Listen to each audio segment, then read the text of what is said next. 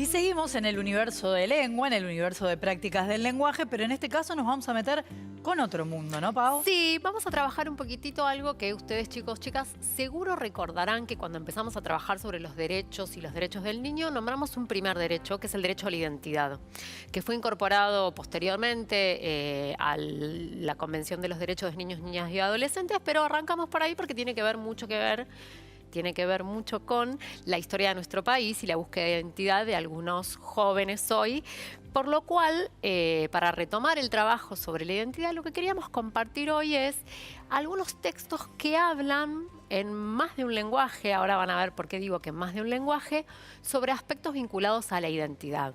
Recuerdan ustedes que las abuelas de Plaza de Mayo son este grupo de mujeres que una vez constituida, instalada la última dictadura cívico-militar, se organizaron en la búsqueda no solo de saber qué había pasado con sus hijos, sino de encontrar a sus nietos y nietas que habían sido apropiados por otras familias en el contexto de esta dictadura cívico-militar.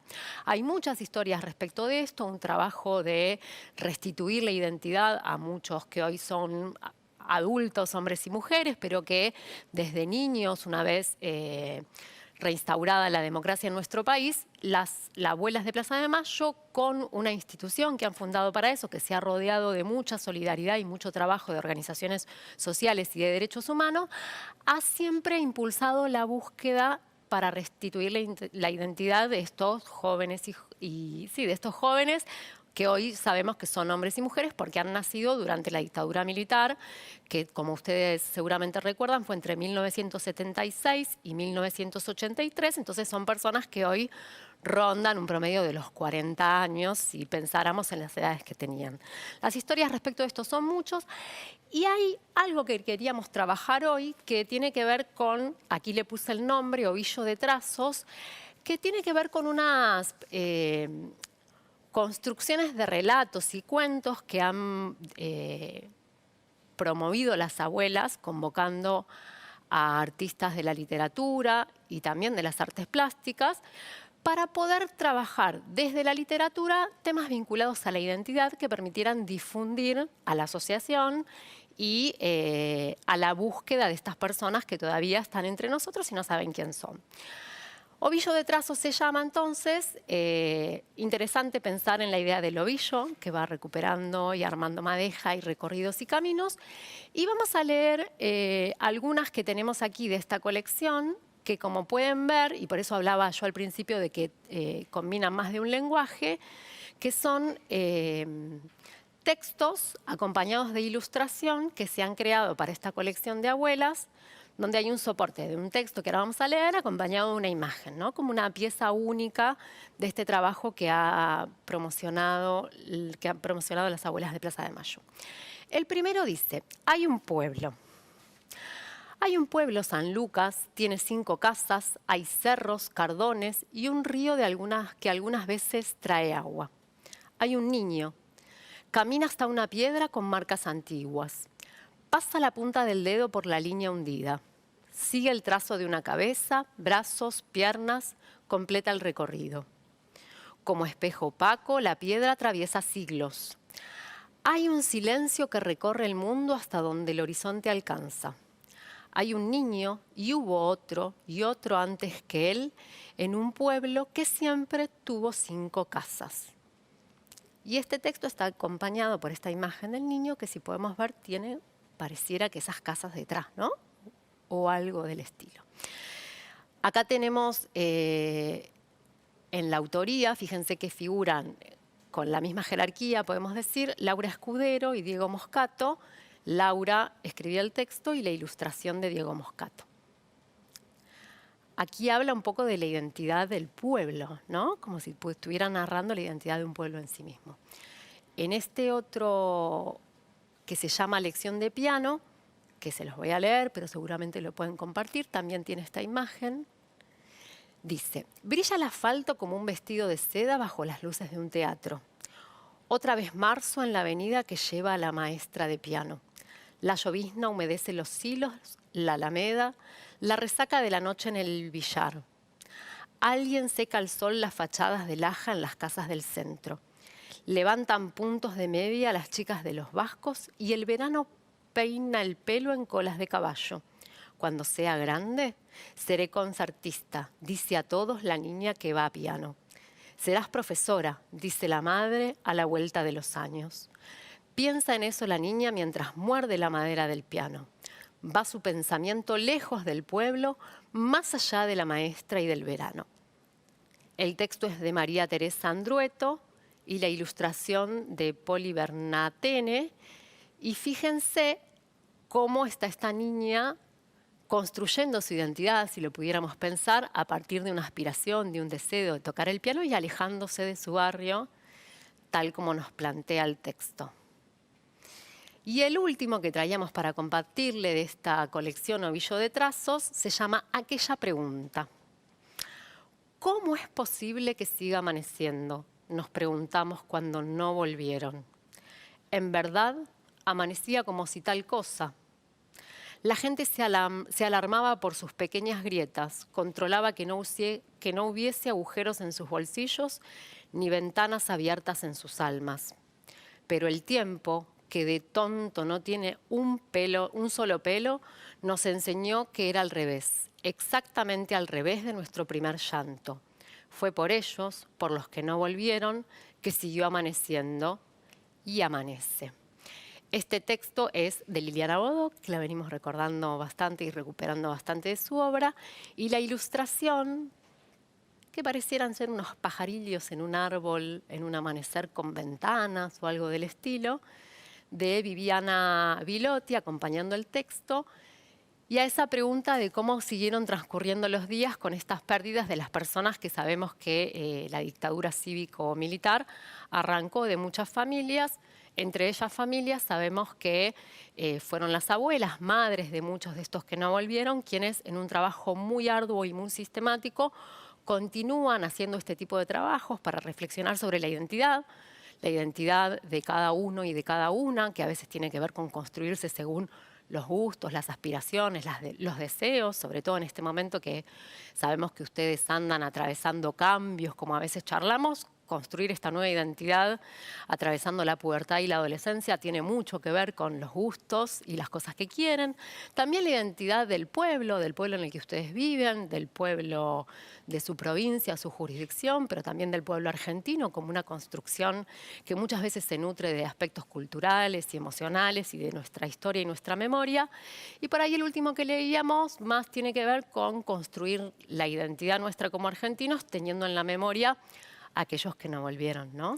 Claro, y muchos de la generación de la que hablaba Pau, de 40 y pico de años, creen tener un registro de cómo fue el embarazo, cómo se vivió ese embarazo en esa casa, cómo fue su nacimiento, y quizás no tienen toda la información, por eso las abuelas están tratando de sembrar esa inquietud en quienes quizá no tienen del todo claro cómo fue que vinieron al mundo, o quienes quizás creen tenerlo claro, pero algo los inquieta, hay algo que no termina de estar del todo claro en su identidad y por eso es que tratan de sembrar esa semilla de la duda y esa es la idea. ¿Por qué? Porque han aparecido muchos nietos en estos años que han recuperado esa identidad y todavía faltan un montón más. Y por eso estamos en comunicación con Lorena, porque Lorena está buscando a su hermana o hermano que nació en esa época de la dictadura cívico-militar de la que hablaba Pau y que sus padres están desaparecidos y por eso sigue en esta búsqueda porque tiene el registro, tiene la información de que en cautiverio su mamá dio a luz. Así que, Lorena, ¿estás ahí? Sí, ¿cómo están? Buen día. Buen día, gracias por esta entrevista. Estábamos tratando de resumir algo de lo que conocemos de tu historia, pero mejor que la cuentes vos. Decíamos que todavía tus padres están desaparecidos y que estás buscando un hermano o hermana, ¿no? Exactamente, sí. Bueno, yo tengo 43 años, este año cumplo 44, y es hermano o hermana, me lleva apenas 1 año y 2 meses. Así que estamos ahí muy parejitos. Yo además tengo una hermana mayor, que es Flavia, que tiene 2 años y medio más que yo, y somos las que hemos quedado al cuidado de nuestros abuelos maternos en el momento de la desaparición de nuestros padres. Ujú. Y lo que conoces es que nació en cautiverio, eso es lo que sabes. Exacto, ellos, bueno, ese día que fue el 31 de agosto de 77, se los llevaron a ellos dos, y también se llevaron a mi tía, hermana de mi papá, y a mi prima de 13 años.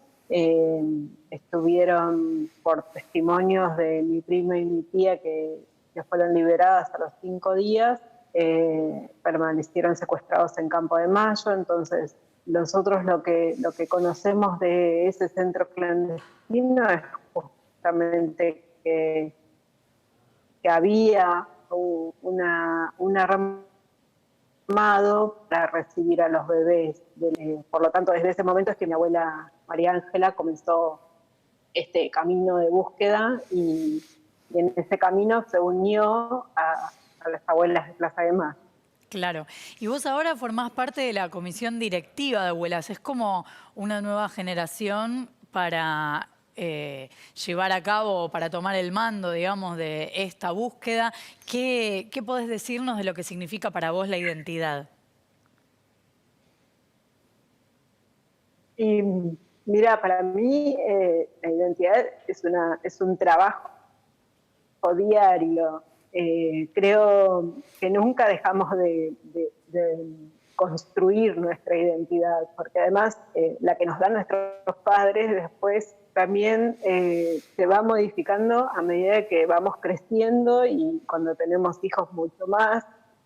Yo tengo, bueno, 2 hijos, Chiara, que tiene 13 años, y Juan, que tiene 11, y me, me voy adaptando también a sus luchas y a sus gustos, y a sus ganas también de incorporarse en esta búsqueda, porque, bueno, desde muy chicos ellos dos conocen sobre ese tío o tía que no hemos encontrado aún, y acompañan además en todos estos reclamos que fuimos haciendo durante muchos años.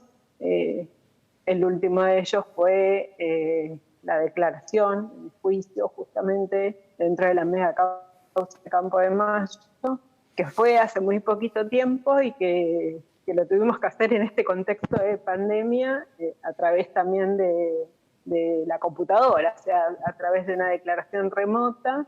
Y fue ahí un momento también hermoso, familiar, donde pudimos estar todos juntos, mi hermana con sus hijos, yo con los míos, y ahí apoyándonos para lograr algún día, dentro de poco, creemos, tener justicia, y además saber qué hicieron, ¿no?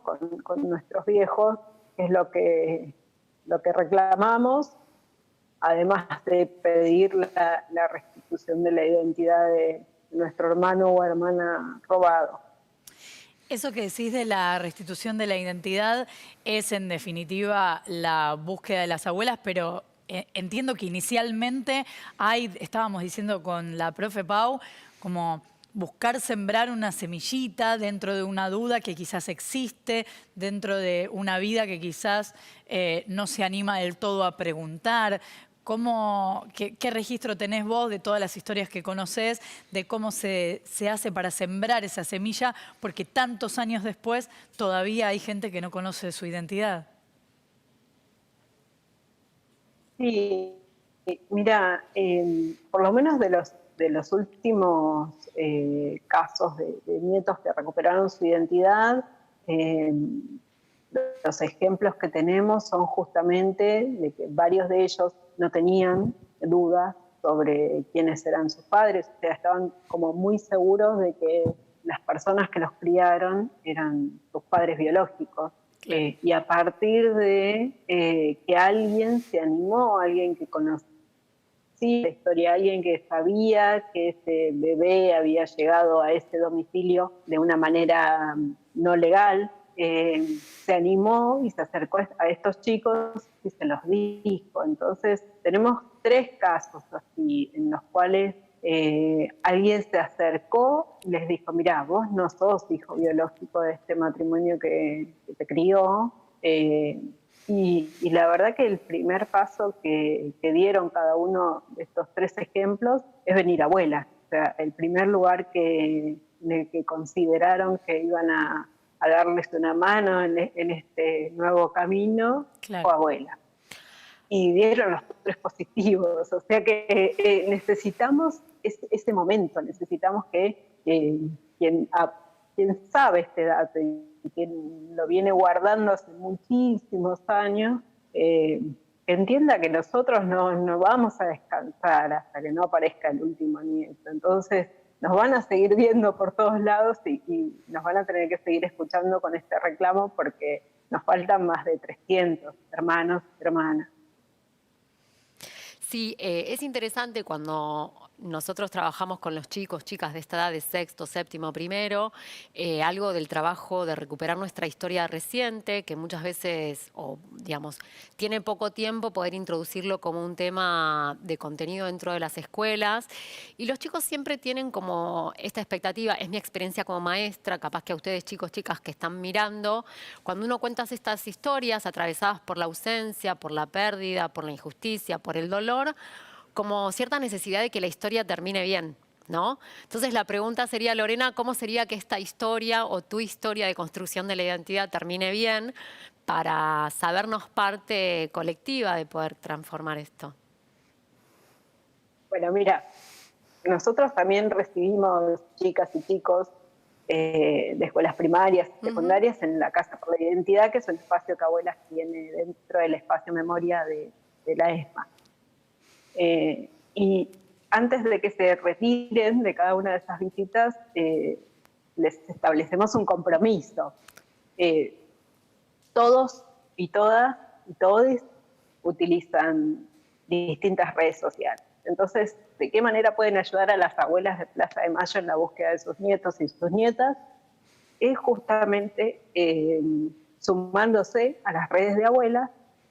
Abuelas tiene Facebook, tiene Instagram, tiene Twitter, y estamos viendo ahí si abrimos algún TikTok donde las abuelas se puedan lucir. Y desde ese lugar, que es el lugar como el ambiente en el cual los chicos y las chicas se mueven, queremos que compartan todas las informaciones que Abuelas publica. Y tal vez en ese momento, cuando lo comparten, algún amigo lo ve, nuestros sobrinos y sobrinas hoy están en las escuelas, están en el nivel primario y están en el nivel secundario. O sea, los hijos y las hijas de los hermanos que estamos buscando.